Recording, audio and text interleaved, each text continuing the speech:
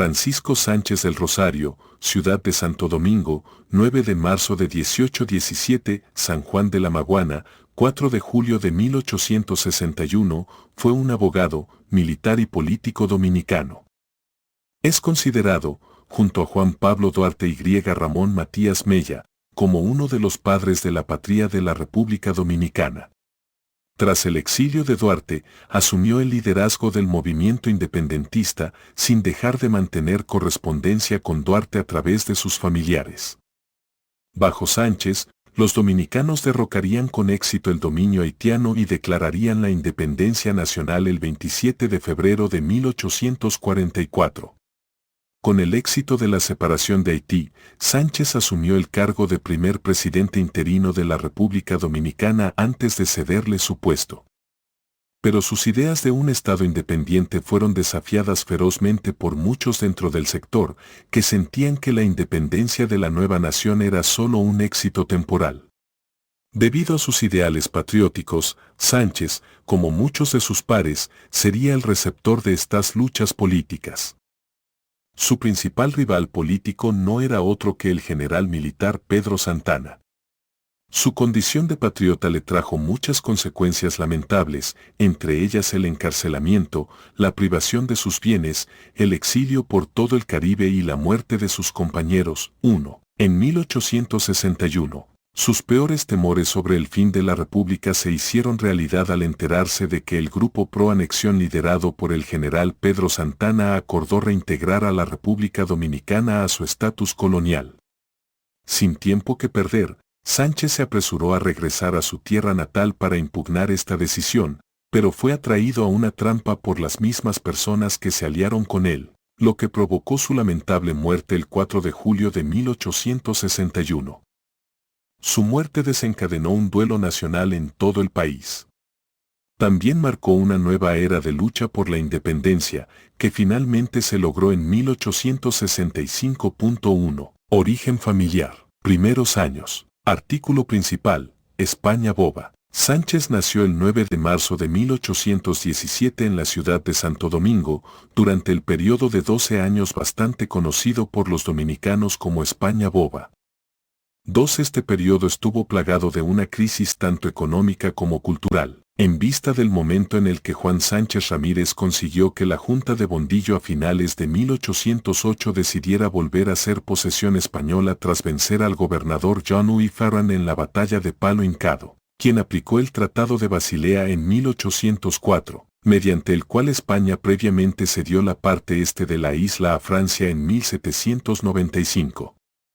España estaba bajo la invasión napoleónica, lo que impidió cumplir con los requerimientos de la colonia reconquistada. 3. Era hijo de Olaya del Rosario Belén, 1791 a 1849, una mujer blanca en apariencia, hija de criollos procedentes de la villa de San Carlos y con posibles antepasados canarios. 4. Está, a su vez, clasificada en el acta bautismal de su hijo como parda libre, lo que confirma su origen mixto.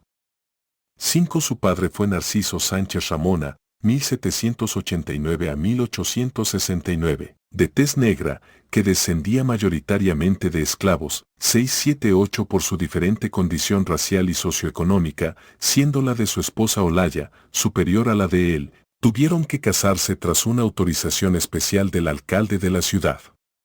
Heredó Narciso de su padre, Fernando Sánchez, la ocupación de administrador de hatos en el este, donde se concentraba la producción ganadera. Este trabajo lo colocaba en una situación intermedia entre el mundo urbano y el rural, algo común en aquella época. Muchos de los dueños de hatos preferían vivir en las ciudades y designaban administradores que se encargaban de las tareas habituales. Ese fue el caso del padre de Sánchez, quien, aunque residente en Santo Domingo, pasaba gran parte del tiempo en la vida montaraz de la ganadería. Más tarde, tomó la profesión de tablajero o mercader en carnes y logró cierto nivel de ascenso social, según Ramón Lugo Lobatón, por el trato con gente blanca que había tenido en la administración de hatos, explicando así que su hijo pudiera acceder a un nivel educativo decente para la época. Esto no significa que tuviera fortuna, pues en su testamento aclara que su esposa y él no llevaron bienes al matrimonio. Al ir mejorando de posición, a partir de un pedazo de tierra cerca de los Alcarrizos donado por un amigo, se hizo dueño de un pequeño hato, cercano al de los hermanos Pedro y Ramón Santana. Sánchez tuvo 11 hermanos y hermanas, su apellido definitivo fue Sánchez ya que era hijo de padre y madre. Su padre tenía una posición pro-española debido a los perjuicios que habían causado los haitianos desde 1801 a la actividad ganadera y a sus propietarios, los blancos de la sociedad colonial, quienes eran sus patronos. Esas posiciones políticas distintas entre padre e hijo retratan los cambios de mentalidad que protagonizaron los jóvenes liberales fundadores de la Trinitaria. 9. Su madre era peluquera y fabricaba peines hechos de concha de carey, es decir, desempeñaba el oficio, típico de esa época, conocido como peinetero en concha. Su educación inicial estuvo al cuidado de su madre y su tía María Trinidad Sánchez. Aprendió a tocar instrumentos musicales, al igual que algunos de sus hermanos, y luego hizo estudios de inglés con el maestro M.R. Groth y de filosofía y latín con Nicolás Lugo. Más allá de lo inculcado por su familia, Sánchez mantuvo un esfuerzo por educarse, lo que constituyó la clave de su acción patriótica. Fue un autodidacta igualmente, al igual que casi todos sus compañeros, ya que en el país no existían centros de educación superior. Se nutrió, como la mayoría de los fundadores de la Trinitaria, de las enseñanzas del sacerdote peruano Gaspar Hernández, quien montó una especie de seminario de filosofía en el convento de Regina Angelorún. La cultura fue, pues, su norte en la vida, dedicando mucho a la lectura de la Biblia y de autores griegos y romanos. En cierto momento, y al igual que su madre, Sánchez trabajó como peinetero en concha. Salía con su padre a las propiedades que administraba cercanas a Santo Domingo, así pudo relacionarse con personas de diversos estratos sociales, lo que era factible por las condiciones vigentes. Poseedor de un fino sentido del humor, destacaba entre sus amigos por su constante sonrisa, siempre en los labios. Tocaba varios instrumentos musicales y disfrutaba recitando poesía. Hablaba latín, inglés y francés. 10. Casamientos. Juan Francisco Sánchez Peña. Francisco del Rosario Sánchez tuvo hijos con diversas mujeres, siendo la primera Felicita Martínez, con quien procreó a Mónica Sánchez Martínez, quien nació el 30 de enero de 1838. Algunos años más tarde, procreó con María Evarista Hinojosa a María Gregoria, Goyita, quien nació el 28 de noviembre de 1841. Goyita tuvo una hija llamada Mercedes Laura Sánchez. En Curazao, Sánchez procreó con Leoncia Leides Rodríguez, número 15 de septiembre de 1846-47, natural de Curazao, una hija a la que llamaron Leoncia Sánchez. Esta, a su vez, tuvo dos hijas, Emilia Mercedes y Manuela Dolores Sánchez. Con Mercedes Pembrén Chevalier procreó Sánchez a Petronila Sánchez Pembrén, quien nació el 22 de febrero de 1852, quien casó con León Guilamo, procrearon más tarde a Mercedes, Rafaela, Micaela, Alicia, León y Asunción Guilamo Sánchez. A raíz del fallecimiento de su madre Olaya del Rosario, decide contraer matrimonio con Balbina de Peña, hija de Luciano de Peña y Petronila Pérez, el 4 de abril de 1849. Frente a los testigos Román Vidó, ministro de Justicia, Jacinto de la Concha y Pedro Pina. De esta unión nació Juan Francisco, número 3 de abril de 1852, y a Manuel de Jesús, número 16 de febrero de 1854, quien murió joven. Balbina de Peña murió a la edad de 70 años el 26 de abril de 1895. 11 El único hijo sobreviviente del hogar Sánchez Peña fue Juan Francisco, Papi, Sánchez Peña, quien ostentó el grado de general, fue ministro de Hacienda del presidente Ulises Euraux y formó parte del gabinete de gobierno del presidente Morales Languasco. Juan Francisco Sánchez Peña procreó así con Caridad Fernández Soñé, nieta del independentista Francisco Soñé, a dos hijos llamados José y Carlos, 12, 13, 14 a pesar de Juan Francisco haberlos reconocido. Debido a problemas familiares relacionados con su madre, ninguno de los dos usaron el apellido Sánchez durante la mayor parte de sus vidas. En el caso de Carlos Fernández, es probable que lo haya adoptado como segundo apellido más tarde. Se casó después con Eudocia Maggiolo, los cuales procrearon a Francisco del Rosario, Filomena, Fernando Arturo, María, Flérida y Manuela Sánchez Maggiolo. Posteriormente casó con su sobrina Emilia Mercedes Sánchez, con quien procreó a Manuel Antonio Francisco, María Patria, Manuel Emilio, Héctor, Carlos Augusto, Emilia, Marina Altagracia y Juan Francisco Sánchez y Sánchez. De esta generación de nietos del padre de la patria fueron varios los que se destacaron en la vida nacional. Carlos Augusto Sánchez y Sánchez fue un ilustre jurista, diplomático, historiador y crítico literario. Su hermano Juan Francisco, Tongo, Sánchez y Sánchez, un notable catedrático dominicano, dedicado principalmente al estudio de la filosofía y pianista autodidacta. Con sus notas amenizaba usualmente las peñas y tertulias de las cuales fue ferviente entusiasta. 15 del lado de su nieto José Fernández, este se casó con Juana Roselia Brea Sánchez, descendiente lejana del conquistador español Rodrigo de Bastidas y el cronista Gonzalo Fernández de Oviedo. De esta forma tuvieron como uno de sus hijos al escritor, doctor y más tarde profesor de historia en la UASD, José Aníbal Sánchez Fernández, nacido originalmente como José Aníbal Fernández Brea.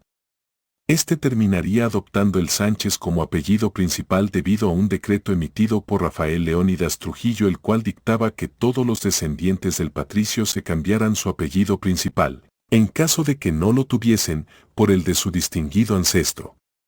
Durante la década de 1980, terminaría involucrándose en un debate con el historiador y más tarde presidente de la Academia Dominicana de la Historia, Juan Daniel Balcácer, sobre el accionar de varias figuras nacionales, incluido su bisabuelo, 16 José Aníbal. A su vez fue padre del famoso poeta, intelectual, narrador, ensayista, profesor, articulista y publicitario dominicano, Enriquillo Sánchez Mulet, 17. Ascenso al liderazgo, reclutamiento para la Trinitaria. Artículo principal, la Trinitaria. Un día, mientras asistía a clases de filosofía, se le acercó un compañero, Juan Pablo Duarte, quien inmediatamente quedó intrigado por el nivel intelectual de Sánchez. En 1838, Duarte fundó el movimiento La Trinitaria, una organización nacionalista que pretende traer libertad al pueblo dominicano. El objetivo principal de este movimiento era no solo derrocar el dominio haitiano de Santo Domingo, sino también establecer un Estado independiente libre de poder extranjero. Al ver a Sánchez como un candidato perfecto a la membresía, Duarte no lo pensó dos veces antes de reclutarlo. Sánchez había viajado a Estados Unidos y Europa cuando era joven. Su visión de la causa era el objetivo republicano típico del siglo de las luces. Con su contratación, Sánchez no tardó en destacar por su laboriosidad y determinación. Poco a poco fue ganando una posición de liderazgo en la organización, convirtiéndose en una figura fundamental en el trabajo diario para alcanzar los objetivos que le dieron origen. 18 Con el tiempo, no solo demostraría ser un activo vital para la causa, sino que también le permitiría ganarse la confianza de Duarte en él, depositando su plena confianza en el joven revolucionario. La importancia de Sánchez se ve en que fue uno de los que encabezaron el derrocamiento de las autoridades haitianas de Santo Domingo designadas por Jean-Pierre Boyer, depuestas a finales de marzo de 1843 por el movimiento denominado la Reforma. Pronto, los trinitarios y los liberales haitianos tomaron caminos divergentes, ya que los primeros formularon el objetivo de independizarse de Haití. 19. Al notar el auge de las ideas independentistas entre los dominicanos, el presidente haitiano Charles Riviere Erard, quien llegó al poder tras el triunfo de la Reforma, decidió realizar una intimidante visita a la ex colonia española de Santo Domingo, conocida por los haitianos como Partie de l'Est, parte este. Duarte y varios de sus compañeros, entre los que se encontraba Sánchez, se escondieron. Los haitianos desataron una tenaz persecución de los prófugos y Duarte, Juan Isidro Pérez y Pedro Alejandro Pina abandonaron el país el 2 de agosto de 1843. Sánchez no pudo hacerlo por encontrarse enfermo, circunstancia que aprovechó para dirigir las tareas conspirativas, sustituyendo prácticamente a Duarte. Obtuvo el apoyo de familiares de algunos de sus compañeros de la Trinitaria, lo que le permitió permanecer oculto por más de 7 meses, ya que en todo momento rechazó la posibilidad de salir del país. Para actuar con menos dificultades difundió el rumor de que había muerto y había sido enterrado en secreto en el pequeño cementerio de la Iglesia del Carmen. Líder sustituto de Duarte, Vicente Celestino Duarte. El exilio de Juan Pablo Duarte tuvo lugar en la última y más crucial etapa de la lucha. Pero fue cuando Duarte estuvo exiliado y escondido en Venezuela que Sánchez se convirtió en la presencia central de la revuelta dominicana.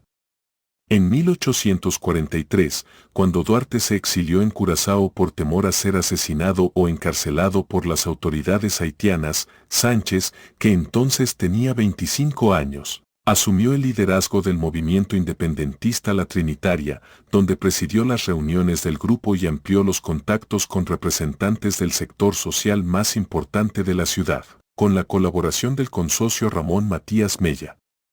La labor revolucionaria de Sánchez fue intensa. Originalmente pretendía consumar la independencia a finales de 1843 solo con las fuerzas trinitarias. El objetivo era un levantamiento a finales de 1843, para lo cual envió una carta a Juan Pablo Duarte, que también firmó Vicente Celestino, fechada el 15 de noviembre de 1843. Sánchez y Vicente Celestino le pidieron a Juan Pablo que llegara por la costa de Guayacanes para ponerse al frente de la insurrección y tratar de traer armas. La carta retrata la situación por la que atravesaban y los esfuerzos por la independencia. 20. Juan Pablo. Con el señor José Ramón Chávez Hernández le escribimos el día 18 de noviembre, imponiéndole el estado político de esta ciudad y las necesidades que tenemos de que usted ayude para el triunfo de nuestra causa. Ahora aprovechamos la oportunidad del señor Buenaventura Freites para repetirles lo que les contamos en los demás por si no hubieran llegado a sus manos. Después de su partida, todas las circunstancias han sido favorables, de modo que solo nos faltaba una combinación para haber dado el golpe. A la fecha el negocio se encuentra en el mismo estado en que lo dejasteis, por lo que os pedimos, a una costa de una estrella del cielo, los siguientes efectos: 2.000 o 1.500 fusiles, por lo menos, 4.000 cartuchos, 200 o 300 pesos de plomo, 500 lanzas o lo que puedas conseguir, los utensilios de guerra que puedas. De dinero, tú sabes más que nadie lo que puede necesitar. En conclusión, lo imprescindible es la ayuda, por pequeña que sea, ya que esta es la opinión de la mayoría de los acéfalos. Hecho esto, deberás dirigirte al puerto de Guayacanes, siempre con la preocupación de estar un poco alejado de tierra, como 1 o 2 millas, hasta que seas avisado o señalado, para lo cual colocarás un gallardete blanco si es luz del día y una linterna sobre el palo mayor si fuera de noche. Una vez determinado todo esto, trataréis, si es posible, de comunicarlo a Santo Domingo para que vaya a esperar en la costa el día 9 de diciembre, o antes, porque hay que temer la osadía de un tercero o enemigo nuestro, estando el pueblo tan enardecido. Ramón Mella se prepara para ir allí, aunque nos dice que va a Santo Tomás y no os conviene confiar en él, ya que es el único que nos ha vuelto a perjudicar de alguna manera por su ciega ambición e imprudencia. La Guardia Nacional ha sido ordenada a ejercitarse aquí, y una tarde, porque un soldado se había salido de la línea, el señor coronel Alfau lo azotó, pero escapó milagrosamente a una bayoneta y tuvo la triste decepción de ser casi atacado por todo el 1er batallón y no veo nada más que su hermano Abad en su defensa. A Juan Isidro Pérez y Pedro Pina, que reciben todas las muestras de cariño que podríamos hacer si los viéramos y que no les escribiéramos por separado por falta de tiempo. Juan Pablo, repetimos la mayor actividad, a ver si hacemos que el mes de diciembre sea memorable para siempre. Dios, Patria y Libertad, Francisco del Rosario Sánchez y Vicente Celestino Duarte. De la carta se desprende claramente que Sánchez y Vicente Celestino Duarte pretendían llevar a cabo la ruptura con Haití apoyándose únicamente en el sector liberal trinitario.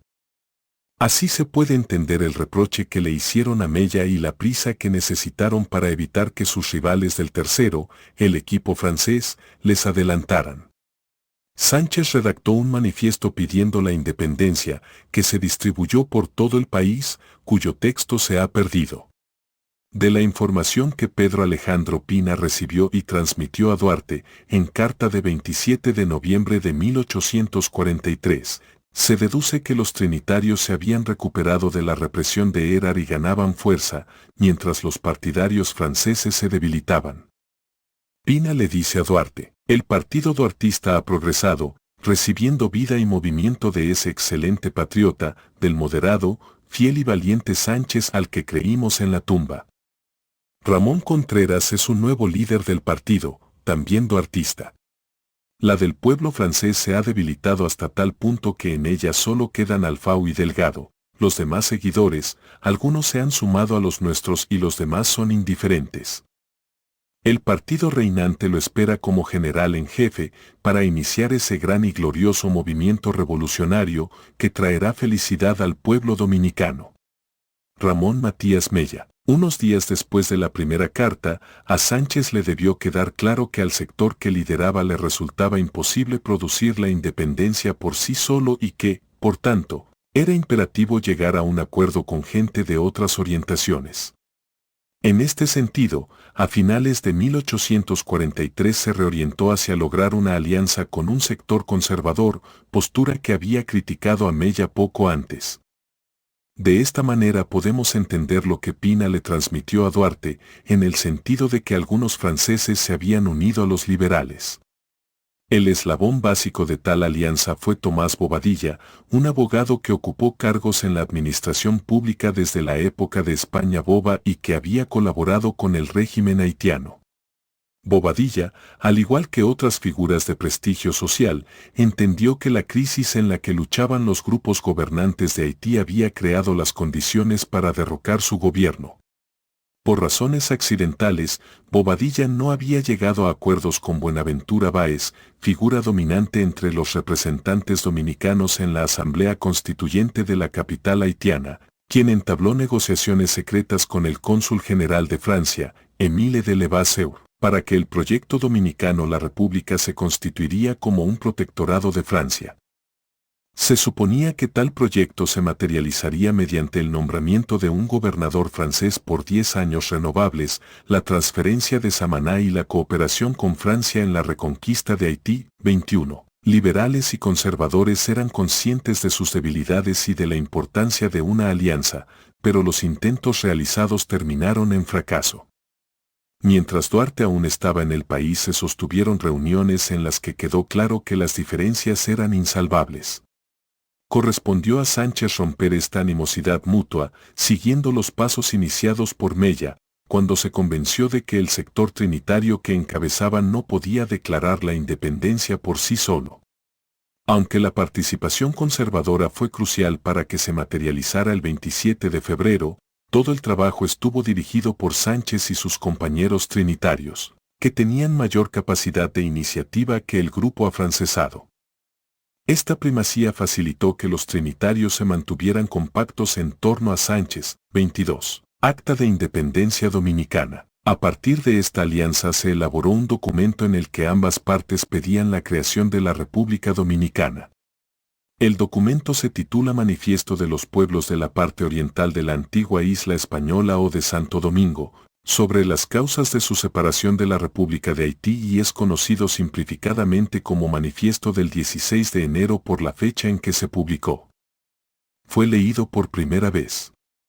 Se hicieron 4 ejemplares, uno quedó en Santo Domingo y los otros 3 fueron enviados a las principales regiones del país. Juan Evangelista Jiménez lo llevó al Cibao, al sur Gavino Puello y al oriente Juan Contreras.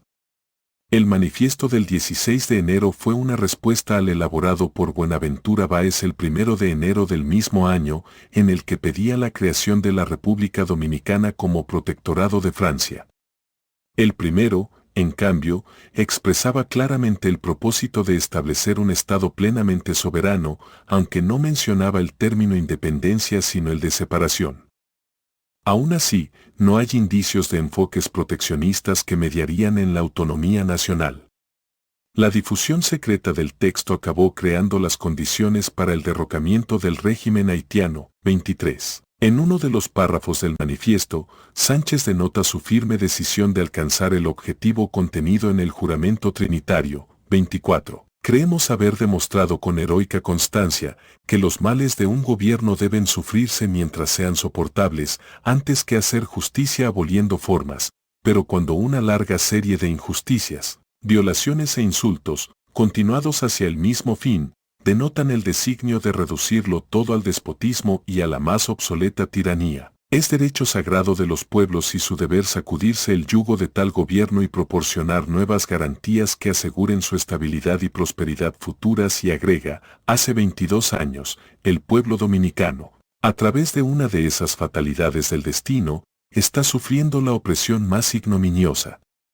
El manifiesto, ya unificado por la alianza hecha entre liberales y conservadores, cambió la palabra independencia por reparación, culminando con estas palabras: 25. A la Unión Dominicana.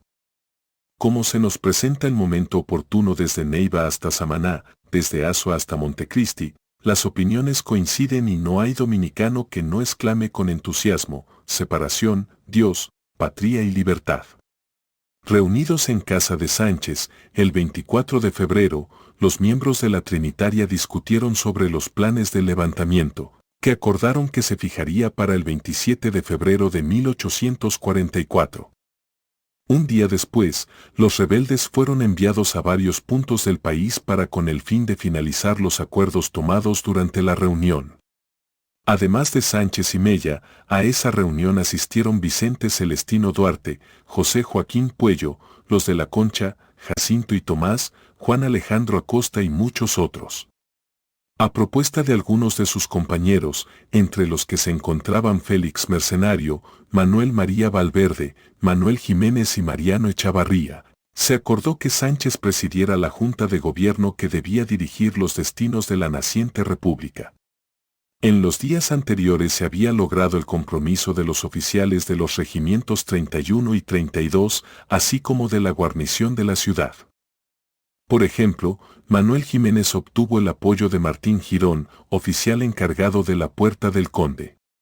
El plan establecía que una parte de los conspiradores se reunirían en la Puerta de la Misericordia y desde allí confluirían con otros que se dirigirían a la Puerta del Conde, como punto de encuentro para asumir el control de la ciudad y tomar la fortaleza Osama. Testimonios indican que muchos de los comprometidos no se presentaron a la hora prevista, alrededor de la medianoche del día 27. Proclamación de la Independencia Dominicana. La noche del 27 de febrero de 1844, Sánchez y sus hombres tomaron la fortaleza Osama en la capital de Santo Domingo. La guarnición haitiana estacionada en la ciudad fue sorprendida, aparentemente traicionada por uno de sus centinelas, y se vio obligada a huir del lugar. Tras esto, Sánchez marchó hasta la punta de la Puerta del Conde.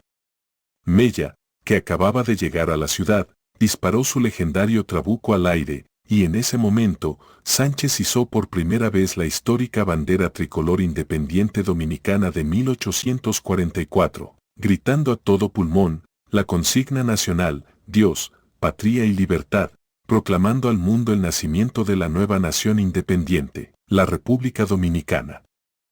Había nacido una nueva entidad política, ahora libre de dominio extranjero, en la forma de un gobierno republicano y democrático. Sánchez tenía apenas 26 años cuando esto ocurrió. 26. Vista interior de la Puerta del Conde. Entre los próceres que asistieron a la Puerta del Conde la noche del 27 de febrero, figuraban Francisco del Rosario Sánchez, María Trinidad Sánchez, Ramón Matías Mella, Ildefonso Mella, hermano de Ramón Matías Mella, José María Serra, Manuel Jiménez, Tomás Bobadilla, Vicente Celestino Duarte, Benito González, José Joaquín Puello, Gavino Puello, hermano de José Joaquín y Eusebio, Eusebio Puello, José Puello, Juan Alejandro Acosta, Nicolás Lugo, abuelo de Américo Lugo, Feliz Mariano Lluveres, Marcos Ruiz, Juan Ruiz, Jacinto de la Concha, Venceslao de la Concha, Pedro Valverde y Lara, Ángel Perdomo, Manuel Guerrero, Venceslao Guerrero, Joaquín Montolío, Juan Pina, Pedro Antonio Bovea, Félix María del Monte, Cayetano Abad Rodríguez, Domingo García, Francisco Javier Abreu, Francisco Sabiñón, Epifanio Villini, tío de Francisco Gregorio Villini, José María Caminero, Primera República, Honda Centro Gubernativa. Artículo principal, Primera República Dominicana. Según lo acordado, su primer acto después de la declaración de independencia fue asumir la presidencia de la Junta Central Gubernativa, diseñada para gobernar la nación a raíz de su independencia. Ordenó a Bobadilla que fuera a Monte Grande para asegurar a los libertos que la esclavitud no sería restablecida. La pequeña guarnición haitiana no se atrevió a ofrecer resistencia. Se encerró en la fortaleza, desde donde sus jefes iniciaron negociaciones con el cónsul francés que condujeron a la capitulación incruenta el 28 de febrero. Los haitianos residentes en la ciudad, aunque recibieron garantías de que podrían convertirse en dominicanos, prefirieron emigrar. El 29 de febrero, aparentemente por voluntad propia, Sánchez entregó la presidencia de la Junta a Bobadilla, en reconocimiento al papel que el sector conservador estaba llamado a desempeñar a partir de ahora, con más influencia social que los trinitarios entre la población rural del interior del país. 27. Primera bandera dominicana, 1844 a 61. Sánchez había anticipado que sus predecesores seguirían los ideales de Duarte de mantener un Estado independiente de cualquier potencia extranjera. Pero estas ideas fueron echadas por tierra debido a que los bandos opuestos sentían que la nueva nación no era financiera y económicamente capaz de resistir por sí sola, especialmente a raíz de las amenazas que se avecinaban por parte de los haitianos. Y así, esto comenzó una nueva era para la República Dominicana manchada por violentos enfrentamientos políticos. Dejó la presidencia del órgano de gobierno sobre Tomás Bobadilla, quien a traición llevó a cabo acciones para lograr un protectorado de Francia a través del Plan Levasseur, a través del cual se materializaría la ayuda militar francesa, para salir victorioso en la guerra dominico-haitiana que se estaba desarrollando y en compensación, el nuevo Estado dominicano cedería la península y la bahía de Samaná a Francia. Enfurecidos, los trinitarios dieron un golpe de Estado el 9 de junio y expulsaron a los partidarios del protectorado francés e instalaron a Sánchez en la presidencia de la Junta de Gobierno. Santana, al frente del Ejército del Sur, avanzó hacia Santo Domingo y el 12 de julio de 1844 dio un contraataque, expulsando a los trinitarios de la Junta Central Gubernativa. El líder ceibano juró como presidente de la República. Los jóvenes trinitarios, antes venerados como los artífices del nacionalismo dominicano, tuvieron que sufrir las más inverosímiles persecuciones, exilios, encarcelamientos y ejecuciones, así como recibir falsos insultos morales con la intención de perforar su linaje. Ni uno solo de los jóvenes duartistas escapó a la cruel campaña de acusaciones de Pedro Santana y los sectores conservadores que asaltaron el mando político en la naciente república. Primer exilio. Como triste paradoja del destino, 6 meses después de la consumación de la independencia nacional, el 22 de agosto de 1844, la Junta Central Gubernativa encabezada por Pedro Santana, emitió una resolución declarando a los jefes trinitarios, Duarte, Sánchez y Mella, traidores a la patria y los deportó a perpetuidad. Sánchez se exilió en Europa el 26 de agosto de 1844, junto con Mella. Sin embargo, la tragedia ocurrió a bordo del barco, que se estrelló frente a la costa de Irlanda, matando a muchas de las personas en el barco. Los supervivientes, entre los que se encontraban Sánchez y Mella, se encontraron en Dublín. En diciembre de 1844, se trasladaron a Nueva York, Estados Unidos. De allí, Sánchez se trasladó a Curazao. Mella, por su parte, se reasentó en Puerto Rico. Su vida en Curazao era muy sencilla. Consiguió un trabajo como profesor, donde enseñaba español y otras asignaturas en compañía de compañeros de su amigo, Juan José Illás. Esto le permitió conocer a Leoncia Rodríguez, una mujer local, con quien estableció una relación sentimental, concibiendo así una hija. Sin embargo, Sánchez había recibido la trágica noticia de que su tía, María Trinidad Sánchez, había sido torturada y ejecutada por Santana por negarse a nombrar a los conspiradores en su contra el 27 de febrero de 1845, exactamente un año después de la independencia de Haití. El medio hermano mayor de Sánchez, Andrés, Nicolás de Varías y José del Carmen Figueroa también fueron fusilados. Batalla de las Carreras. En 1848, Manuel Jiménez, el recién elegido presidente, concedió una amnistía que permitió el regreso de Sánchez y de muchos de los patriotas exiliados al país. Sánchez regresó a la República Dominicana en un momento muy crucial. Había regresado justo a tiempo para descubrir que sus padres, Olaya del Rosario y Narciso Sánchez, seguían vivos. Sin embargo, a principios de febrero de 1849, Olaya del Rosario enfermó gravemente. Anhelando disfrutar de su presencia, tanto Sánchez como su padre llegaron a un acuerdo de que su fin estaba cerca. Continuó a su lado hasta su lamentable muerte el 2 de marzo de 1849. Antes de su muerte, Sánchez se reencontró con su antigua novia, Balbina Peña, y más tarde se casó con ella. Los dos permanecerían casados hasta la muerte de Sánchez.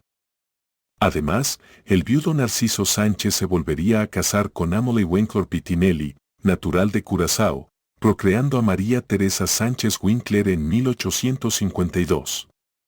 A su regreso, Sánchez ocupó muchos cargos importantes en el gobierno.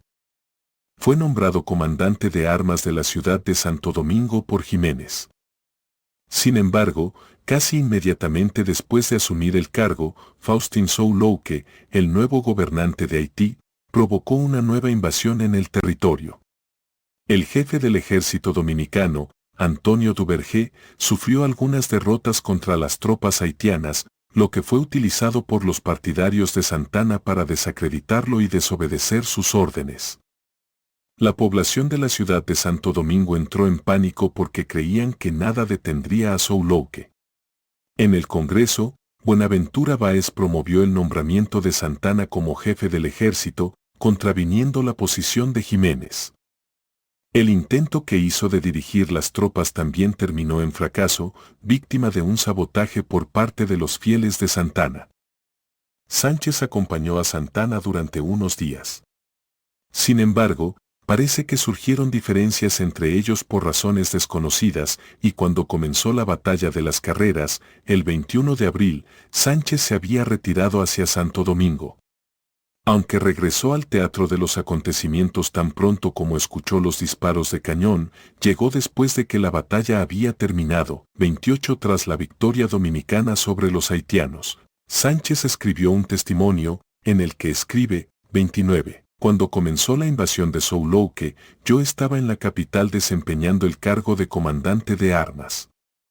Después de enterarme de la noticia de que el enemigo se había apoderado de Azua sin que se opusiera a la resistencia esperada, viendo que el general Santana bajaba al teatro de guerra, pedí voluntariamente al ministro de guerra, que el general de división Ramón Vidó era entonces, que me repusiera en el puesto que ocupaba y me diera orden de ruta para salir con las tropas que pudiera reunir. Ponerme a disposición de los generales Pedro Santana y Antonio Duvergé, que eran los que comandaban el ejército de operaciones. Salí y me detuve 3 días en San Cristóbal para incorporarme al batallón de ese puesto comandado por el comandante Juan M. Albert. No habiéndome verificado la reunión de este cuerpo debido a la huida de Azua, continué mi marcha hasta llegar a Baní, donde recibí una orden escrita del general en jefe del ejército Pedro Santana, que aún conservo, de entregar las tropas bajo mi mando al teniente coronel Dionisio Cabral, quien debía conducirlas a Portezuelo, donde había mayor necesidad de ellas.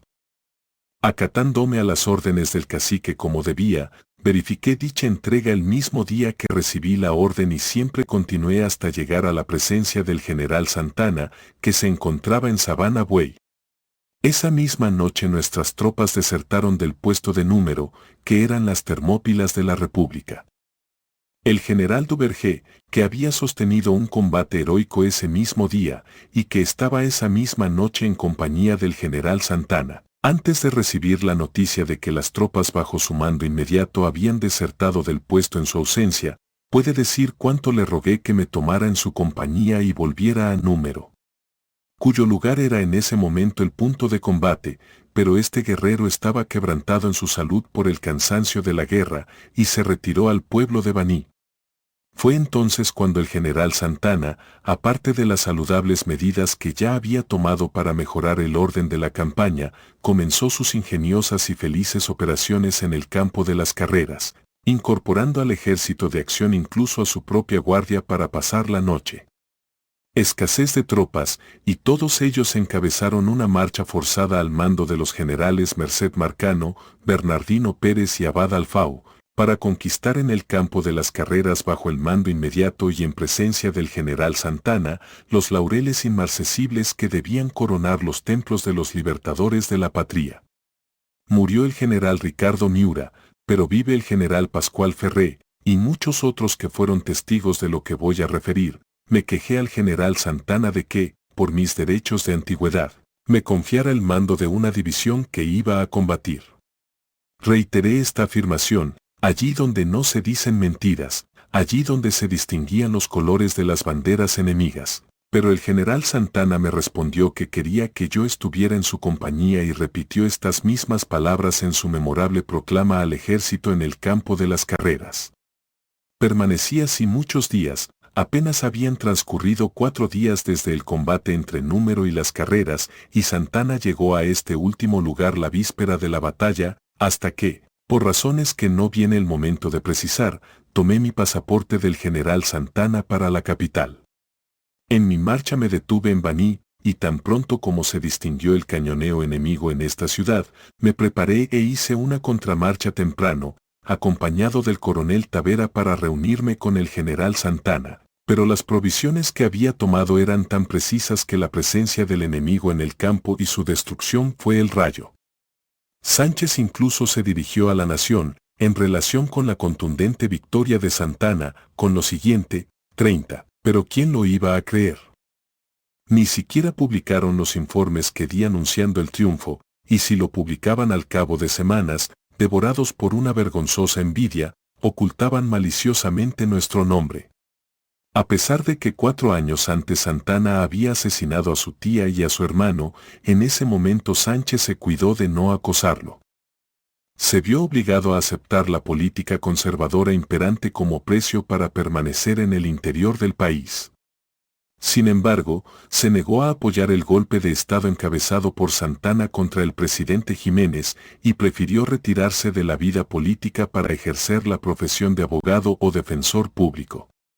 Es cierto que, durante el breve segundo gobierno de Santana, en 1849, Sánchez aceptó el cargo de fiscal de Santo Domingo, cargo en el que se vio obligado a ser el acusador del general Antonio Duvergé en el primer sometimiento a juicio que Santana hizo de él.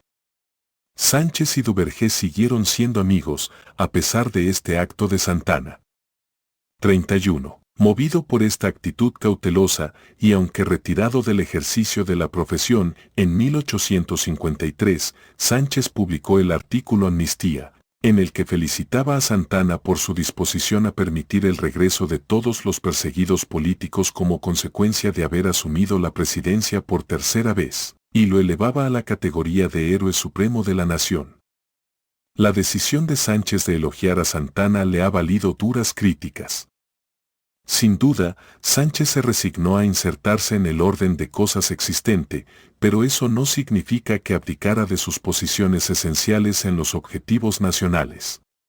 Parece haber llegado a la conclusión de que el país no estaba preparado para un orden democrático y que había que garantizar objetivos factibles, sobre todo salvaguardar la independencia de la República.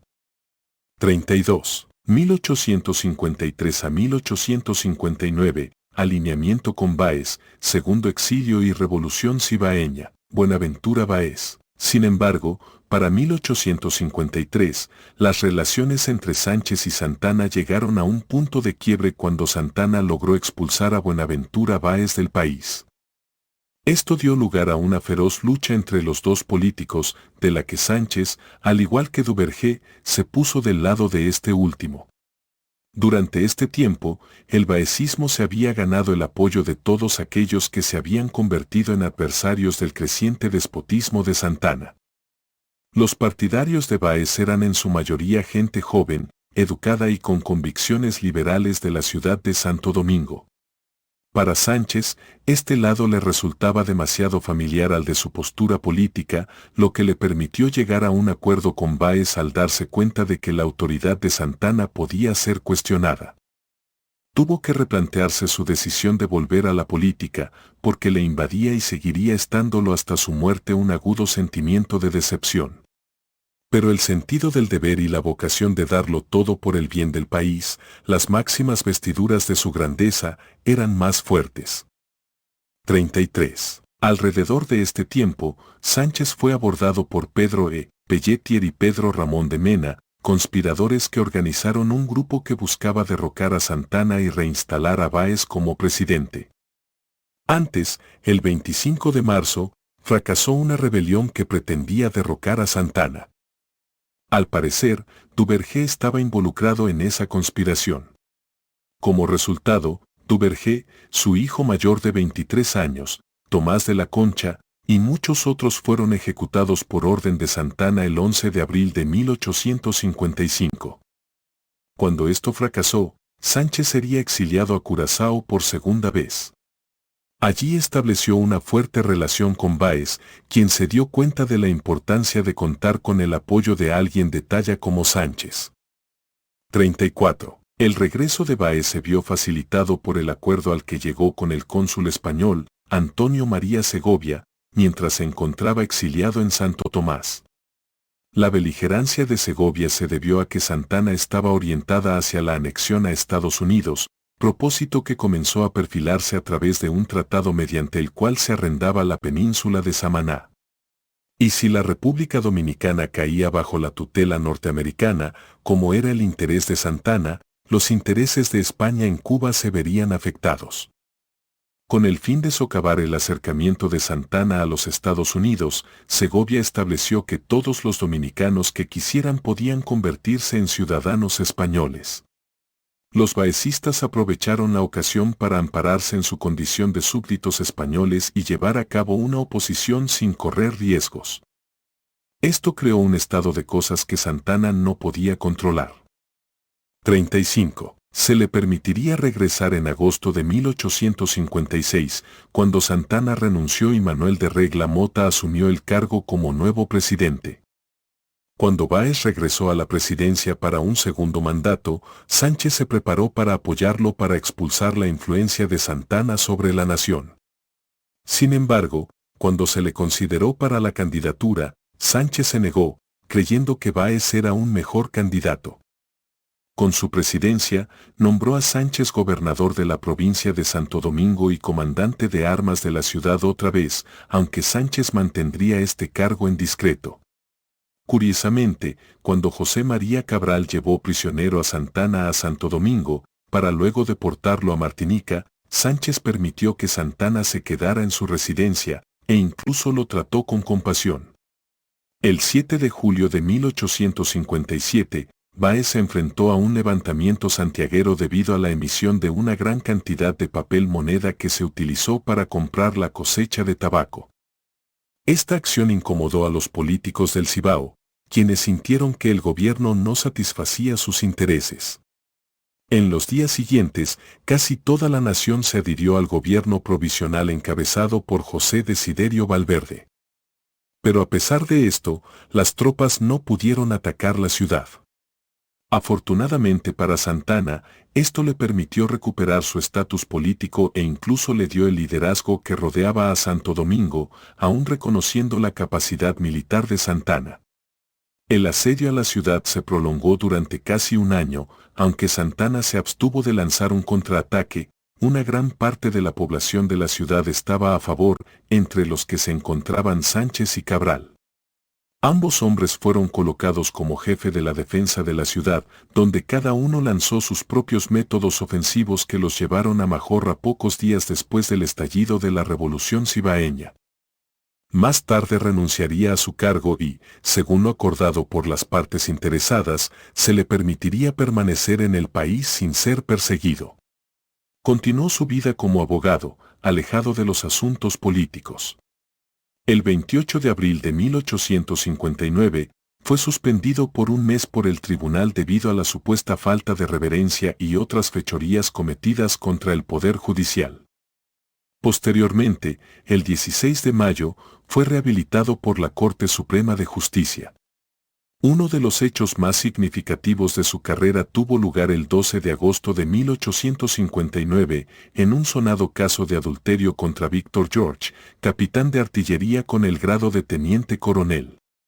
Un mes antes, el 4 de julio, George había regresado a casa y encontró a su esposa en los brazos de otro hombre y, en un ataque de celos, disparó su pistola contra la pareja. Su esposa murió más tarde a causa de sus heridas, mientras que su amante resultó herido pero sobrevivió.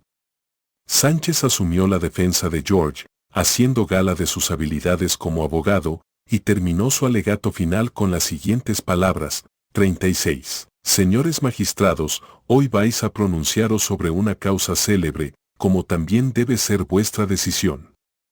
Una vez establecido el hecho, la ley clama a gritos por la absolución de Víctor Jorge. No hay que olvidar que la inconcebible condena del acusado, además de injusta, tendría un grave inconveniente, que sería fomentar el comportamiento lujurioso.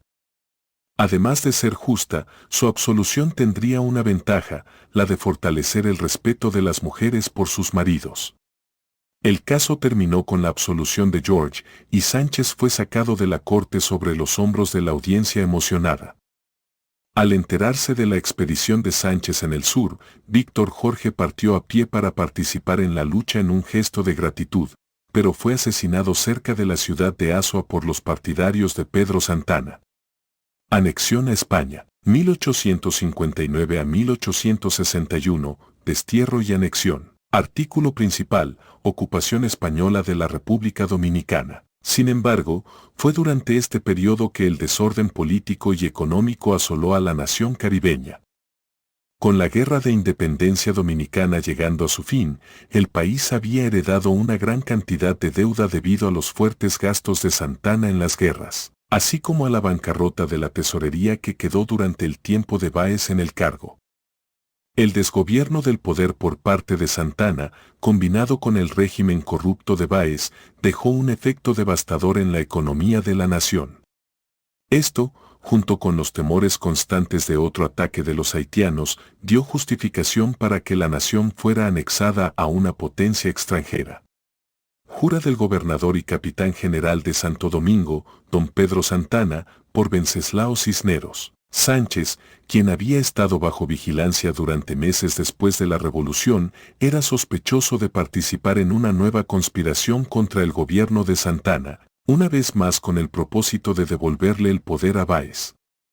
Aunque esta vez, Sánchez no formó parte de este grupo. Pero a pesar de esto, sin embargo, Santana consideró su presencia general como una seria amenaza para su administración, que durante este tiempo estaba en negociaciones con España para volver a anexionarse el país, un acto del que Santana era consciente de que Sánchez se habría opuesto firmemente. Así, por tercera y última vez, en 1859, Sánchez fue exiliado y desterrado del país, esta vez a Santo Tomás. Se instaló en la ciudad principal de Charlotte-Amalie, donde su existencia estuvo llena de privaciones, sobreviviendo prácticamente en un estado de indigencia y la mayor parte del tiempo, luchando contra la enfermedad. 37. Finalmente, en 1861, Santana llegó a un acuerdo con España para reintegrar a la República Dominicana al estatus colonial a cambio de privilegios honoríficos. Al enterarse de esta acción, Sánchez se indignó e inmediatamente se puso al frente de la oposición para enfrentarla. Báez, por su parte, decidió no tomar parte en la oposición, creyendo que la anexión era inevitable, y una vez consumada, los conflictos entre los españoles y Santana no harían más que intensificarse, dando a Santana más oportunidades de alcanzar posiciones de mando. A partir de este momento, Sánchez cortó todos los lazos con Báez, devolviéndolo a sus orígenes trinitarios, dándole la renovada estatura de un héroe que encarnaba los ideales de libertad. Sin embargo, Báez dejó a sus partidarios en libertad de hacer lo que quisieran, ya que no podía impedirles participar en la detención de la anexión. Además, los lugartenientes de Báez también aceptaron el liderazgo de Sánchez. 38. Junta Revolucionaria Dominicana y Haití. Fabre-Gefrard. De regreso a Curazao, Sánchez estableció la estructura para los propósitos. Ordenó una formación llamada Junta Revolucionaria Dominicana, de la cual su parte estaba compuesta principalmente por baecistas como Manuel María Gautier y Valentín Ramírez Báez. La segunda figura del movimiento fue liderada por Cabral, quien a pesar de ser partidario de Báez, siempre había mantenido sus ideales de independencia de criterio, junto con la posición liberal y nacional, de lo que se ha demostrado a través de su evolución posterior. También a bordo del movimiento estaba su viejo camarada y compañero trinitario, Pedro Alejandro Pina, quien siempre se había mantenido firme en todas las luchas nacionales. 39. Pero sin recursos, poco podía hacer. Durante este tiempo, intentó obtener el apoyo de varios otros países, pero fue en vano. Sin otra opción, Sánchez terminó viajando a Haití, donde pidió apoyo al presidente Fabre-Gefrard para liberar a la República Dominicana del neocolonialismo español. Gefrard, a pesar de liderar la revuelta que llevó a la caída del poder de Faustin Soulouque, había actuado anteriormente como uno de los líderes al mando de Haití durante la Guerra de Independencia Dominicana. El gabinete de Gefrard estaba dividido entre un sector hostil a los dominicanos y otro que entendía que había llegado el momento de respetar su decisión de vivir separados de Haití. En este último cargo se distinguió el ministro de Policía, Joseph Lamar. Pero la posición de Lamotte era minoritaria, por lo que Sánchez se vio obligado a presentar, el 20 de marzo, un memorándum a los dos ministros con los que estaba negociando, en el que explicaba sus concepciones de lo que debían ser las relaciones cordiales entre ambos países, dos naciones soberanas que se repartían la isla, con pleno reconocimiento de la existencia de la otra. Una tradición familiar dice que en la entrevista que tuvo con el presidente haitiano, Sánchez le dijo lo siguiente: 40. Presidente, yo fui el instrumento utilizado por la Providencia en 1844 para sacudir la dominación haitiana y crear una república independiente.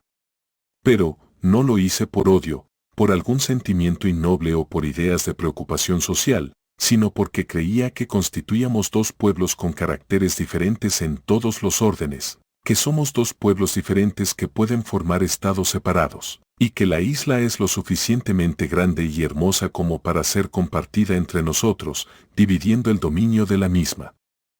Además, de alguna manera consolido con mi acción la independencia de Haití, porque una vez que lográramos el éxito de nuestra causa, celebraríamos un tratado que garantizaría nuestra mutua vida independiente.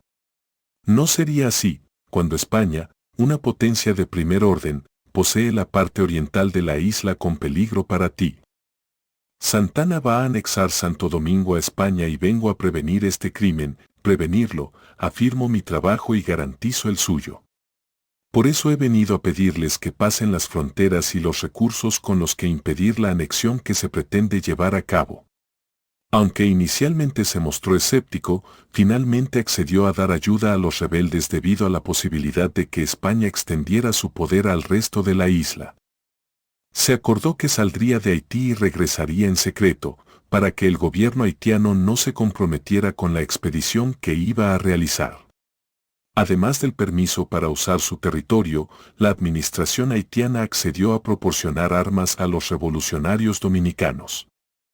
Con esto, logró reclutar a otros dominicos exiliados y obtener recursos para organizar una fuerza de 500 hombres. Esta expedición se conocería más tarde como el Movimiento de Regeneración Dominicana. Manifiesto final de 1861. Antes de entrar en la República Dominicana, publicó su último manifiesto el 20 de enero de 1861. En ella, dirigió una proclama al pueblo dominicano, denunciando las acciones de Santana, su firme postura para combatir la invasión española y sus planes de ingresar al país desde Haití. 41. Dominicanos.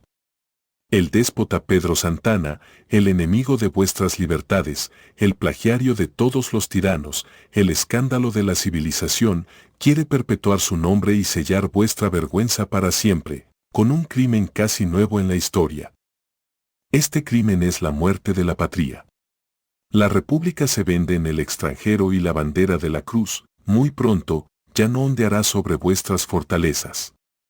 He creído que estoy cumpliendo con un deber sagrado, poniéndome a cargo de la reacción que impide la ejecución de tan criminales proyectos y ustedes deben concebir, por supuesto, que, en este movimiento revolucionario, no hay riesgo para la independencia nacional ni para sus libertades, cuando se organizan por el instrumento que la Providencia utilizó para izar la primera bandera dominicana.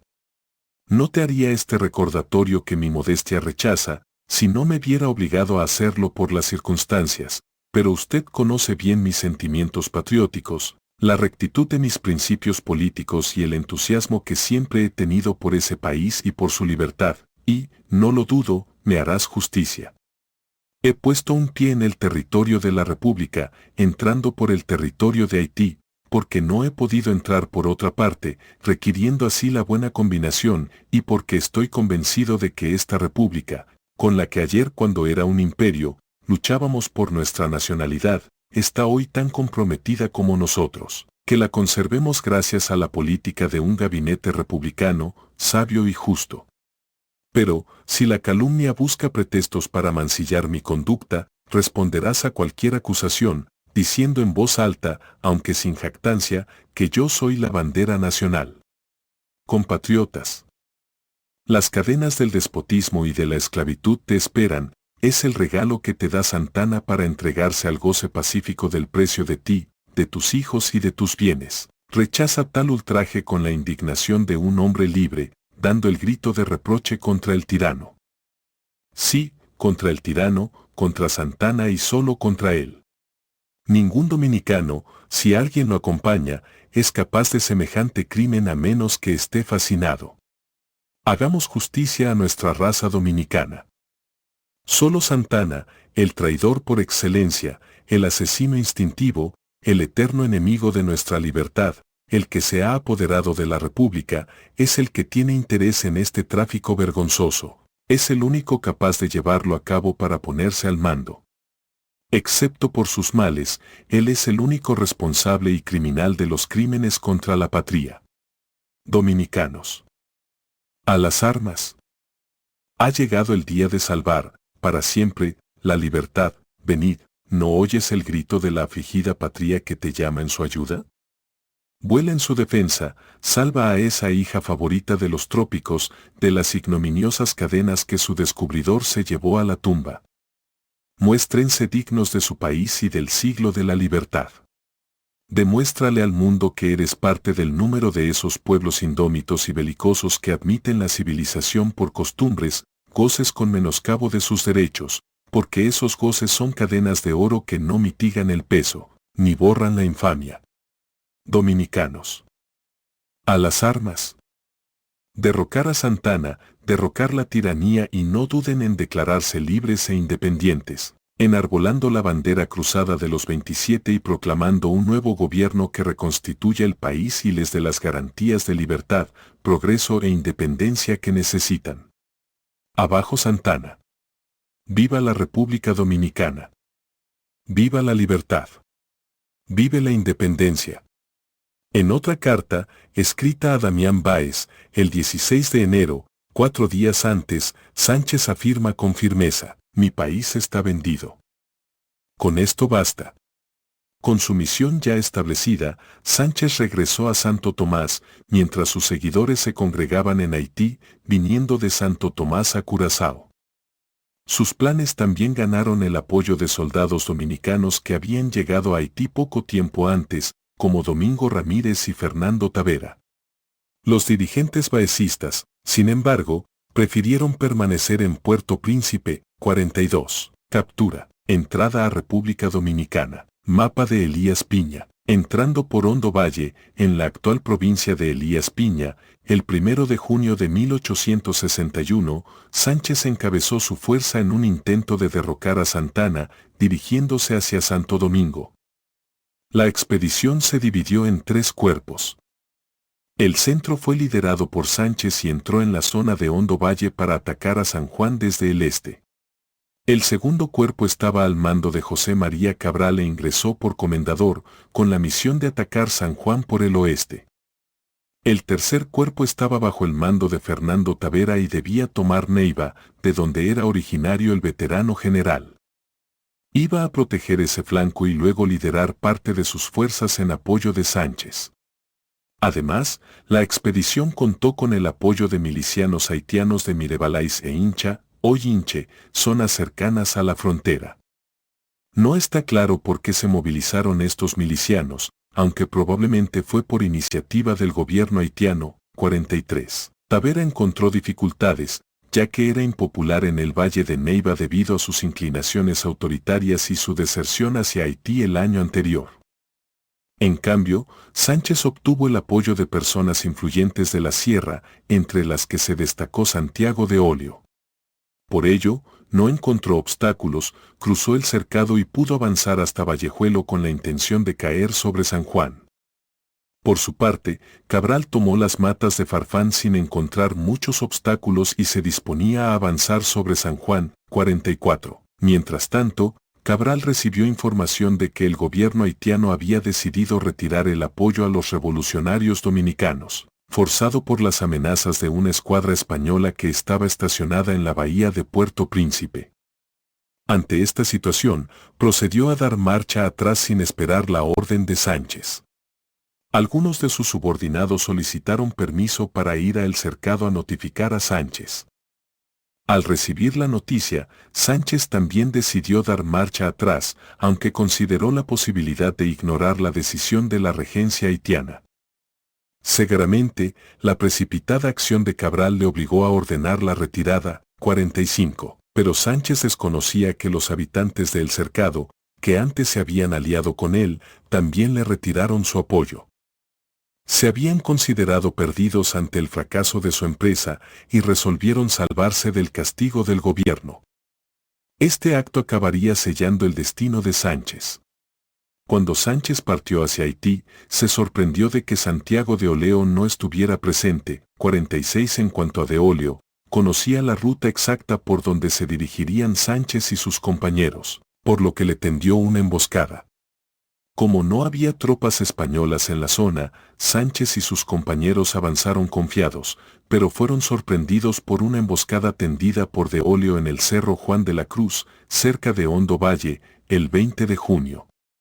Los hombres opusieron resistencia, pero desgraciadamente, varios de los patriotas murieron en el acto, otros pudieron escapar, algunos de ellos heridos, mientras que el resto, un último grupo de 20 entre los cuales muchos resultaron heridos, fueron hechos prisioneros. En la refriega, Sánchez fue herido en la pierna y en la ingle, y Timoteo Ogando le ofreció un caballo para que lo llevara de regreso a Haití.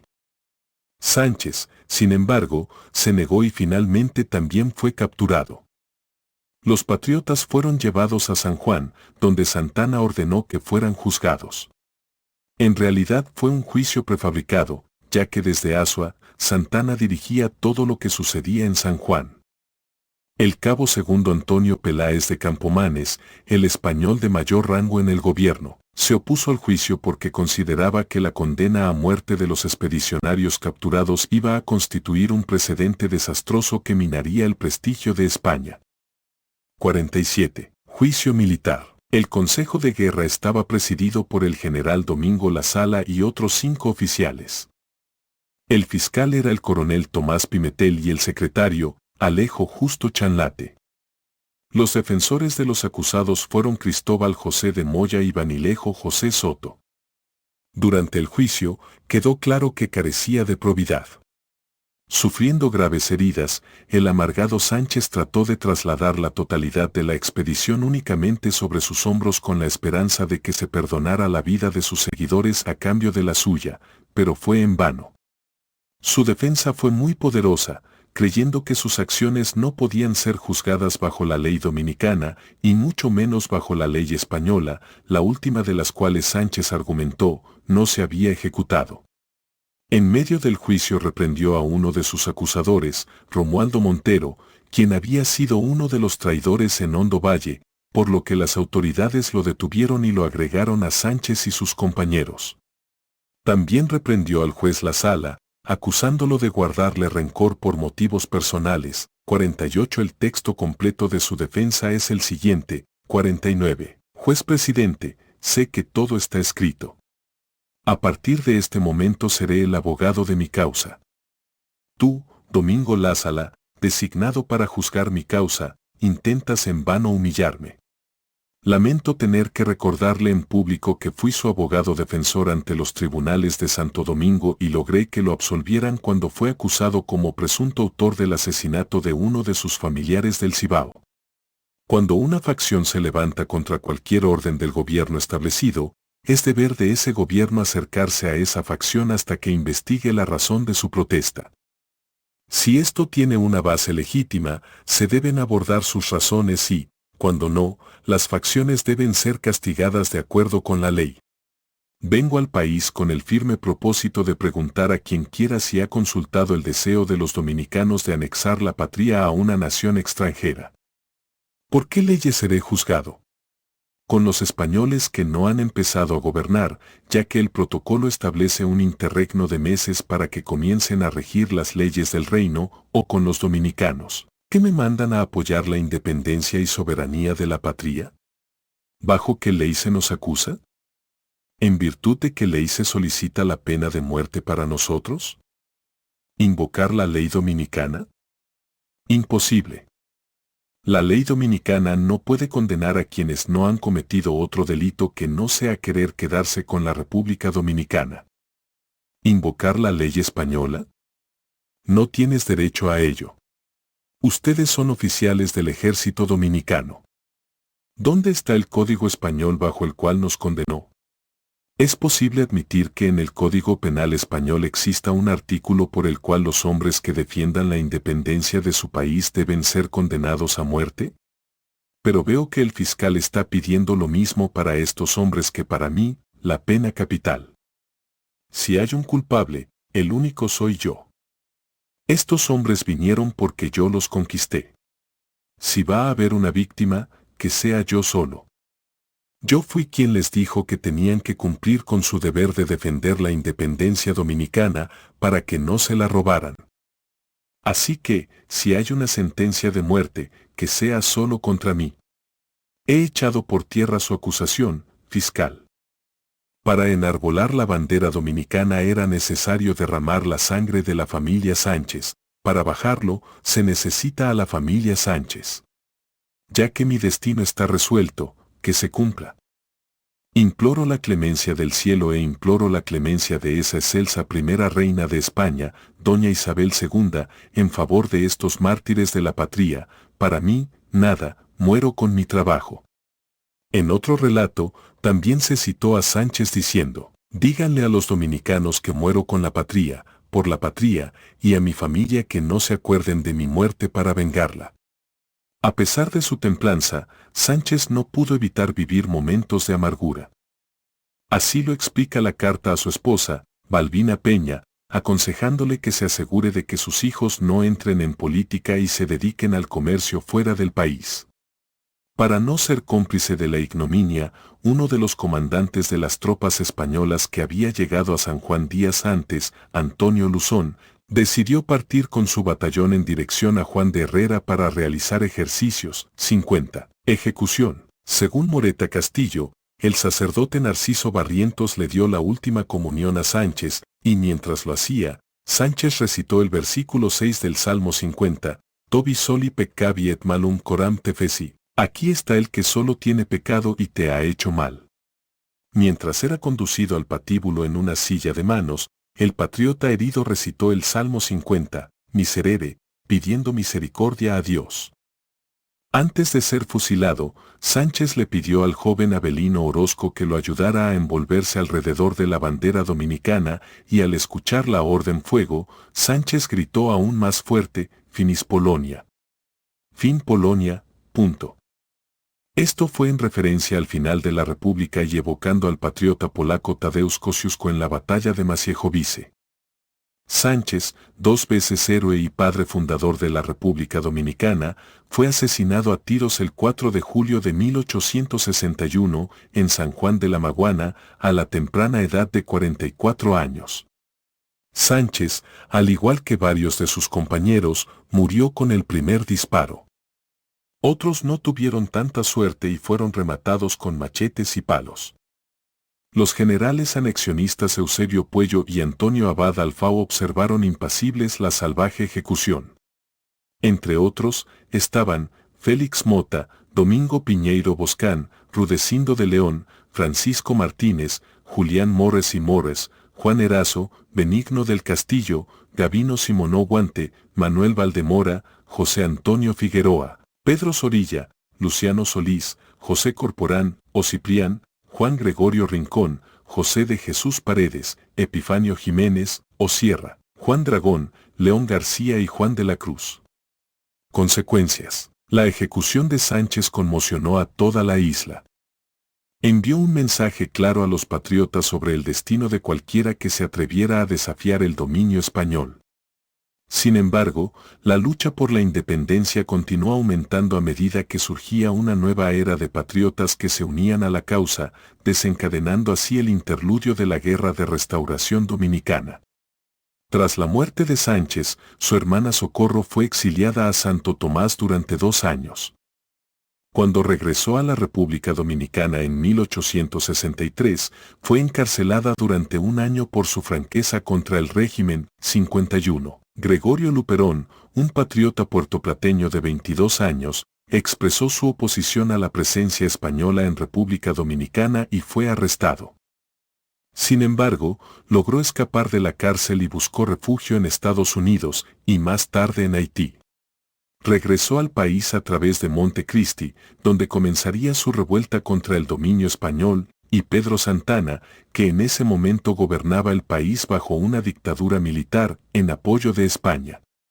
Duarte, al enterarse de la anexión del país a España, regresó una vez a su tierra natal para participar en la lucha por la independencia. Mella, a pesar de su desmoronamiento financiero y su enfermedad, también se unió a la causa para liberar a la República Dominicana de España.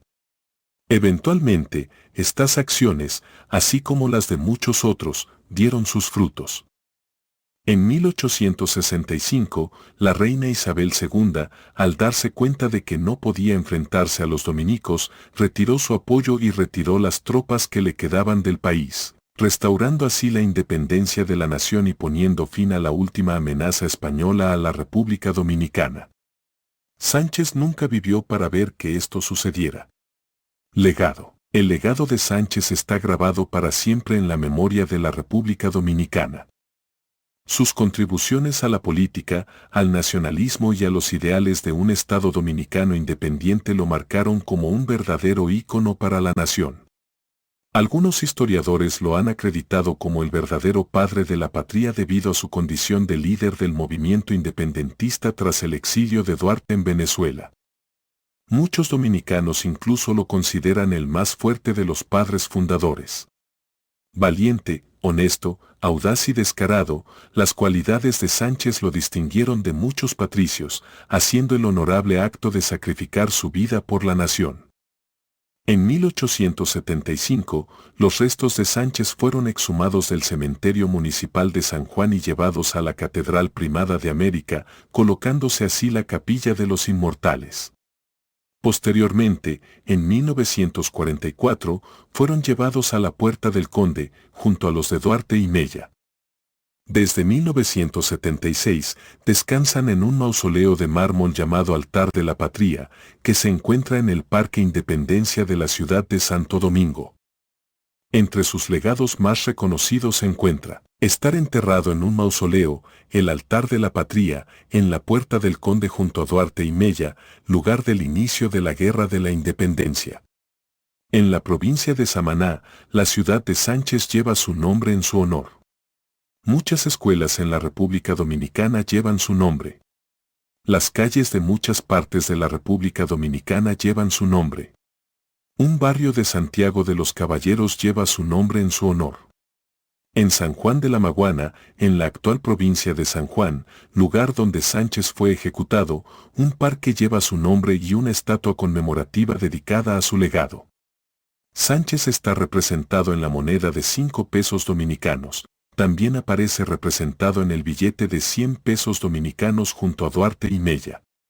Un himno nacional titulado Himno a Francisco del Rosario Sánchez está dedicado a su legado. La Orden al Mérito de Duarte, Sánchez y Mella lleva en parte su nombre. Controversias. De la famosa tríada dominicana considerada, Sánchez es sin duda el padre de la patria que más ha atraído especulaciones, teorías y sobre todo controversias. Esto se debe principalmente a ser el único que no pertenecía a la clase criolla del país. Entre los argumentos más usados por sus defensores está el de su origen étnico, 52 debido a su pasado paterno relacionado estrechamente con la esclavitud y rasgos físicos. Afirman muchos que algunos autores e historiadores han tratado de borrar esas memorias y hacerlo ver como un hombre trirracial, de origen europeo, indígena y africano, en vez de mulato. Tales hazañas han llegado a puntos donde incluso se ha distorsionado su fisionomía a través de pinturas, cuadros, bustos, estatuas y bosquejos, mostrando usualmente una imagen de Sánchez con la piel clara y pelo lacio en vez de una de piel oscura y pelo crespo, como era en realidad. Un ejemplo claro de este caso sería con la famosa pintura hecha por el artista Radamés Mejía, inspirada en la única fotografía que se le tomó a Sánchez en vida, la cual muestra una versión extremadamente alejada de cómo lucía el patricio en persona. Actualmente, el trabajo de Mejía está catalogada como su imagen más famosa mundialmente, usada además de manera oficial alrededor del país, de la que están incluidas edificios gubernamentales, escuelas, embajadas, museos, libros, documentales, entre muchos otros. El segundo ejemplo más destacable está en la estatua de mármol ubicada en el altar de la patria, de la que muchos se han quejado al no parecerse a Francisco del Rosario Sánchez, sino un hombre ajeno al de facciones europeas. 53. Paralela y curiosamente, tanto aquel retrato como la estatua fueron completadas en los años 70, una época plagada de discursos nacionalistas con cierta radicalización, primariamente influenciados por el doctor Joaquín Balaguer, quien era presidente para esa época. Varias peticiones han sido exigidas por grupos liberales para cambiar tal estatua, pero no han recibido respuestas por el gobierno dominicano hasta la fecha. Para bien o para mal, y a pesar de todo lo anterior, el origen mulato de Sánchez es cada vez más aceptado por cualquier sector de la sociedad dominicana en lo que lleva del siglo XXI, argumentado también por un pequeño sector ideológico, que Sánchez además de tener que ser el único padre de la patria, también es la representación de la identidad nacional. Otra controversia relacionada con este patricio ocurrió en 2024, para ser más específicos, en un programa radial llamado Esto no es Radiosop con cierta fama a nivel nacional. En un video publicado el 30 de enero, dos jóvenes historiadores llamados Julio César Valentín y Edwin Peña, quienes se habían vuelto previamente virales debido a sus videos sobre temas relacionados en su podcast Quebrando la Inercia, son invitados para charlar sobre los mitos y verdades ocultas de los padres de la patria, donde el que más se dio a destacar fue nada menos que Sánchez. Entre los puntos presentados por ellos estaban las claras traiciones que cometió, siendo fiel durante cortos periodos a quienes habían traicionado los ideales de Juan Pablo Duarte. Entre aquellas figuras se encontraban las más famosas, siendo Buenaventura Báez y Pedro Santana, ambos considerados en los libros de historia como traidores de la patria. Además de esos hechos, narraron las enemistades ocurridas entre la misma tríada al igual que sus diferencias. El caso del juicio de Antonio Duvergé y cómo fue Sánchez el fiscal de ese proceso, poniendo a Duvergé en riesgo de morir fue un tema que igualmente se discutió abiertamente. 54 en general. El propósito era resaltar las cualidades que los hacían seres humanos en vez de simples deidades sin ningún tipo de defecto, como se les representa usualmente por los medios dominicanos. Ante tal video que desató polémica en las redes, varios descendientes de Sánchez salieron a defender la posición de su ancestro en el mismo programa un par de días después, a pesar de que sus declaraciones no fueron del agrado de muchos debido a su forma de expresarse, en la que incluso llegaron a amenazar a los jóvenes con violencia física. 55 entre los presentes estaban José Antonio Sánchez, tataranieto, y Carlos Sánchez Eduardo Robiou, tataranieto. Esto no marca la primera vez que descendientes del patricio del Cercado discrepan con las opiniones públicas de otros en contra de él, puesto que en 3 ocasiones anteriores, casos similares habían ocurrido relacionados con historiadores y autores dominicanos y sus diferencias con los hijos y nietos de Sánchez. Única fotografía existente, según el historiador Ramón Lugo Lobatón, en su documentada biografía titulada Sánchez, en 2 tomos 1947, que el prócer era una persona modesta, quien no era dado a ningún tipo de ostentaciones. Ya de regreso al país, tras su primer exilio de 4 años, 1844 a 1848, jamás reclamó honores por su destacada participación en el proceso que culminó en la creación de la República Dominicana. Después que en el país se instaló el primer taller de daguerrotipos, Sánchez nunca mostró interés por retratarse, a pesar de que, según se dice, hasta su esposa Balbina insistió en que lo hiciera. 56. Fue la señora Encarnación Echavarría, esposa del poeta trinitario Félix María del Monte, a quienes los unía el vínculo del compadrazgo, quien mediante una estratagema hizo posible el único retrato conocido del futuro mártir de San Juan. En cierta ocasión, doña Encarnación le pidió a su compadre Francisco que la acompañara a un lugar, pero que necesitaba que éste se trajeara formalmente porque asistirían a una actividad de alto nivel social. Y fue así como logró llevar a Sánchez a uno de los primeros talleres fotográficos que existieron en Santo Domingo. Esto debió ocurrir entre 1854 y 1858, pues se debe recordar que al siguiente año Sánchez de nuevo volvió al exilio para regresar en junio de 1861, armas en manos, a luchar contra la anexión a España. 57. El daguerrotipo hecho a Sánchez lo conservó en el historiador José Gabriel García, y de este lo obtuvo el pintor y escultor Abelardo Rodríguez Urdaneta, que fue quien sacó de la plancha metálica un negativo que retocó cuidadosamente hasta lograr la primera fotografía revelada de Sánchez. Lugo Lobatón refiere que esa primera fotografía de Sánchez es esa en que figura sentado en una silla que apenas se ve y apoyado el antebrazo derecho en la punta de una mesa cubierta con un tapete. Aparece en ella vestido con levita, prenda muy en uso entonces, con chaleco blanco de etiqueta, de forma cuadrada, camisa del mismo color, de cuello amplio, blando y vuelto y una corbata negra de lazo mal anudada. 58. Referencias. Bond 208. Personajes dominicanos tomo 1. Roberto Casá. Calameo.com, p. 209. Consultado el 8 de febrero de 2024. Instituto Dominicano de Genealogía, Inc., Dr. Arthur. www.ic.org.do, consultado el 24 de septiembre de 2024. Moya Pons, Frank 1977. Manual de Historia Dominicana. Santiago, UCMM. p. 202 a 205. Volumen 2, Heroínas Nacionales, Roberto Casá, PDF. Calameo.com, p. 33. Consultado el 24 de septiembre de 2024. García Lluveres, Alcides. Continuación de una nota. Clio, 288. Bond 208. Personajes dominicanos tomo 1. Roberto Casá. Calameo.com, p. 210. Consultado el 24 de septiembre de 2024. Larrazábal Blanco, C. Familias de Santo Domingo. Clio, 150. Instituto Dominicano de Genealogía, Inc., Dr. Arthur. www.ic.org.do, consultado el 24 de septiembre de 2024. Bond 208. Personajes dominicanos tomo 1. Roberto Casá. Calameo.com, consultado el 8 de febrero de 2024.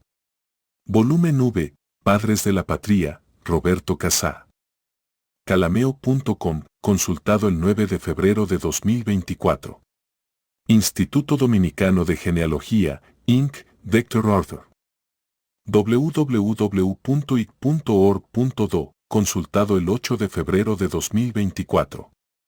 Instituto Dominicano de Genealogía, Inc., Dr. Arthur. www.ic.org.do,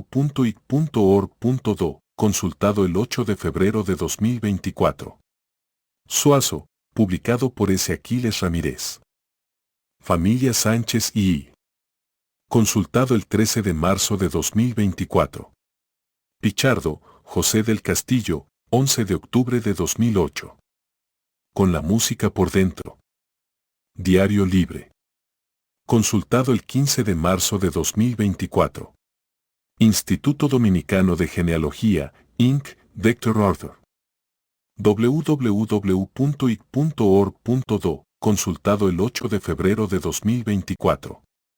Juan Daniel Balcácer. Juan Daniel Balcácer. 9 de marzo de 2017. Consultado el 13 de marzo de 2024. Saba, Ramón, 4 de abril de 2019. Enriquillo Sánchez.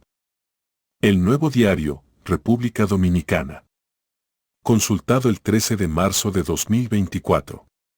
Duarte, su familia, Pina y la Trinitaria. Calameo.com, consultado el 9 de febrero de 2024. Duarte, su familia, Pina y la Trinitaria. Calameo.com, consultado el 9 de febrero de 2024. Bond 208.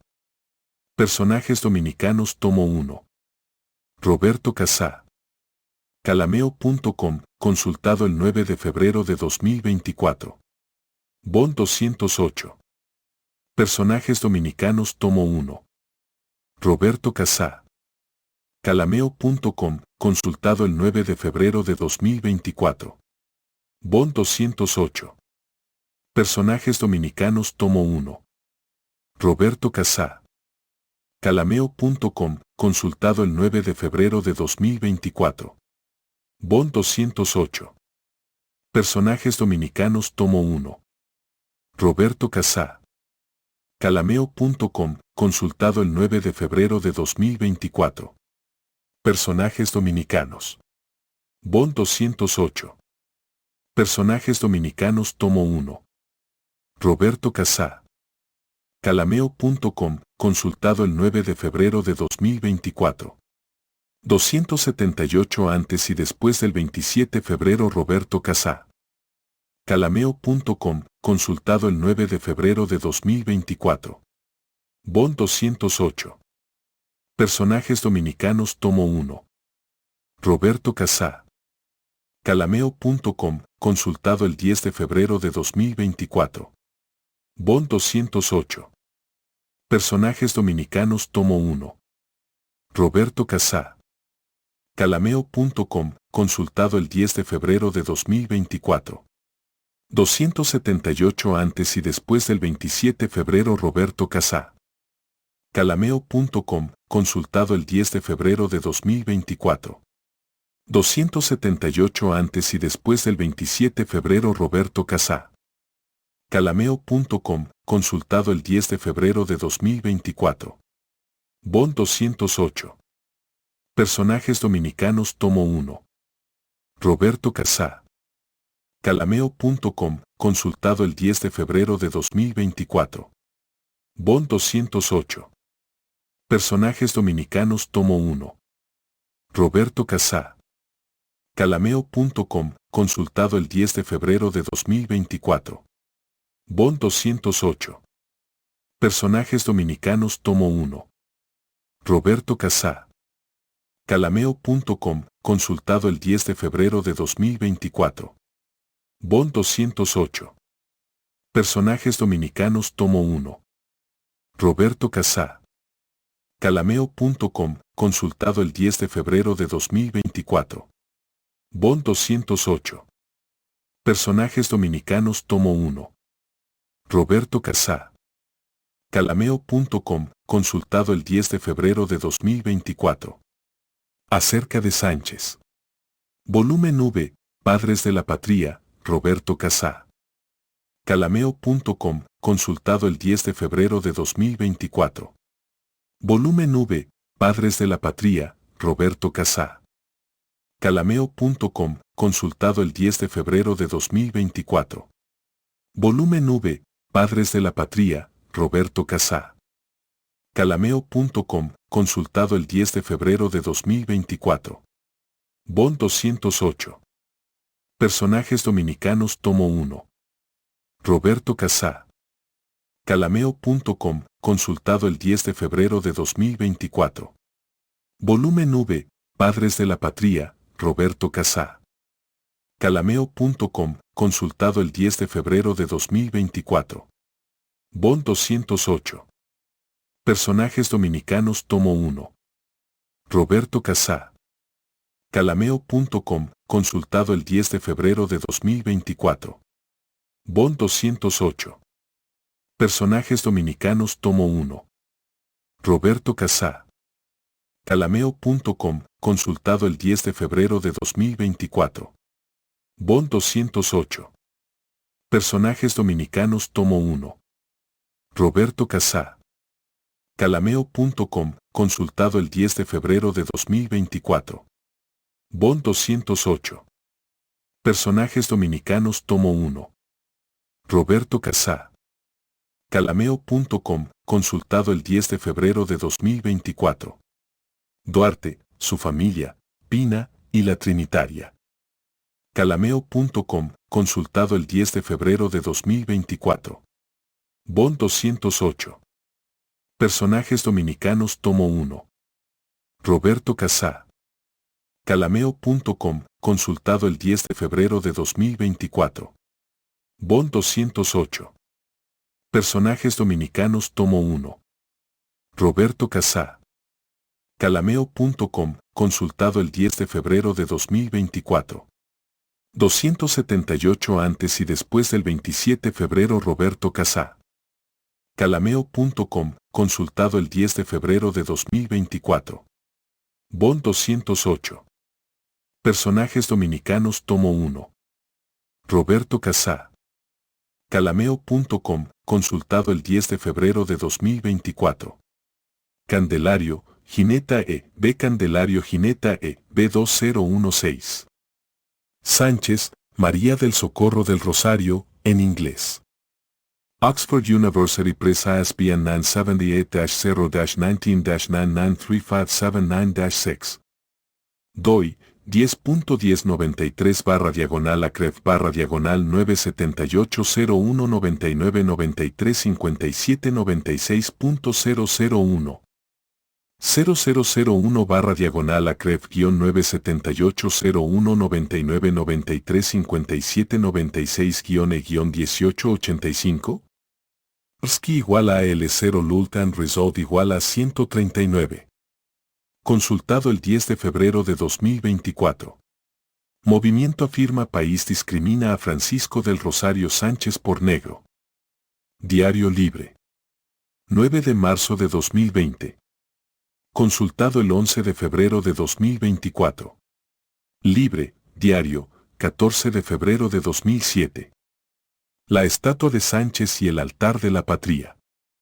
Diario Libre. Consultado el 11 de febrero de 2024. Las traición de Sánchez y Mella a Juan Pablo Duarte, martes conspirativo, consultado el 11 de febrero de 2024. Descendientes de Sánchez llaman cobardes a jóvenes, lo tildaron de traidor, martes conspirativo, consultado el 11 de febrero de 2024. Listindiario.com https://listindiario.com /vista 2019 12 04 5943 78 el único retrato de sánchez.html URL igual a sin título, ayuda. Consultado el 11 de febrero de 2024.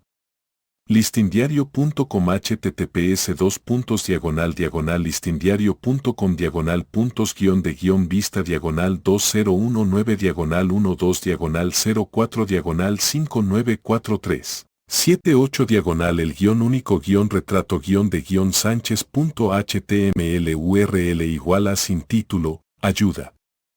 Consultado el 11 de febrero de 2024. Listindiario.com https://listindiario.com /vista 2019 12 04 5943 78 el único retrato de sánchez.html URL igual a sin título, ayuda. Consultado el 11 de febrero de 2024.